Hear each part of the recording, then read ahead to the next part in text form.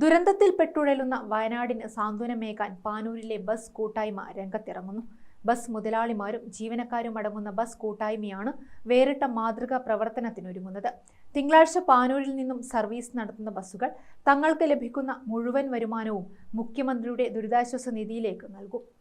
വയനാടിന്റെ കണ്ണീരൊപ്പാൻ പാനൂരിലെ ബസ് കൂട്ടായ്മ തിങ്കളാഴ്ച സൗജന്യ സർവീസ് നടത്തും. പാനൂർ ബസ് സ്റ്റാൻഡ് കേന്ദ്രീകരിച്ച് വിവിധ ഭാഗങ്ങളിലേക്ക് പോകുന്ന ബസ്സുകളാണ് വയനാടിന് വേണ്ടി യാത്ര ചെയ്യുക. നിലവിൽ 42ഓളം ബസ്സുകൾ ഈ സദ് ഉദ്യമത്തിൽ പങ്കെടുക്കാൻ തയ്യാറായി കഴിഞ്ഞു. ഇനിയും കൂടുതൽ ബസ്സുകൾ തയ്യാറാകുമെന്നാണ് ഭാരവാഹികളുടെ പ്രതീക്ഷ. തിങ്കളാഴ്ചത്തെ സർവീസിൽ നിന്നും ലഭിക്കുന്ന വരുമാനം മുഴുവനും തൊട്ടടുത്ത ദിവസം തന്നെ മുഖ്യമന്ത്രിയുടെ ദുരിതാശ്വാസ ഫണ്ടിലേക്ക് കൈമാറാനുള്ള ക്രമീകരണങ്ങൾ ഏർപ്പെടുത്തിയതായി ബസ് കൂട്ടായ്മ ഭാരവാഹി കെ ബിജു പറഞ്ഞു.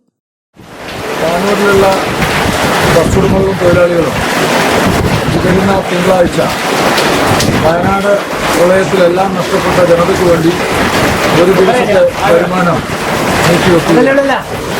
മുൻകാലങ്ങളിലും സമാന രീതിയിലുള്ള ജനകീയ പ്രവർത്തനങ്ങൾ പാനൂരിലുള്ള ബസ് കൂട്ടായ്മ സംഘടിപ്പിച്ചിട്ടുണ്ട്.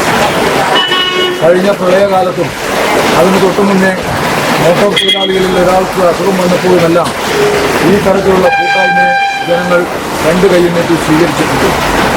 ഇവിടെ നിന്ന് തിങ്കളാഴ്ച ലഭിക്കുന്ന വരുമാനം വയനാട്ടിലെ അർഹതപ്പെട്ട ആളുകളുടെ കൈകളിൽ എത്തിക്കുന്നതിന് വേണ്ടിയുള്ള സർക്കാർ സംവിധാനങ്ങളിലേക്ക് കൈമാറും.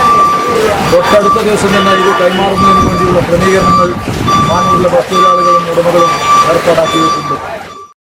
ബസ് ഉടമകളും തൊഴിലാളികളും സംയുക്തമായി ഈ സദുദ്യമത്തിന്റെ ഭാഗമാകുന്നുണ്ട്. കഴിഞ്ഞ പ്രളയകാലത്തും ബസ് കൂട്ടായ്മ സൗജന്യ സർവീസ് നടത്തിയിരുന്നു. ഗ്രാമിക ന്യൂസ്, തലശ്ശേരി.